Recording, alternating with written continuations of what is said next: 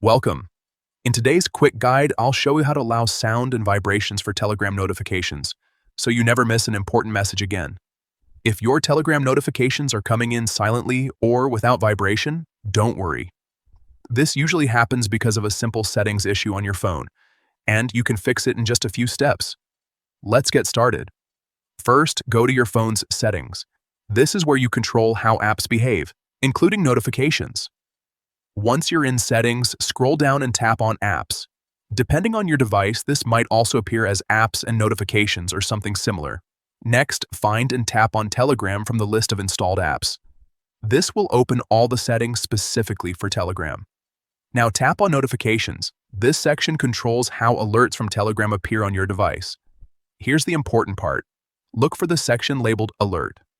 Under this option, make sure you select or enable Allow Sound and Vibration.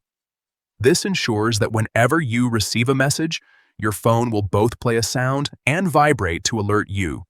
If it was previously set to silent or disabled, changing this setting will immediately restore your notification alerts.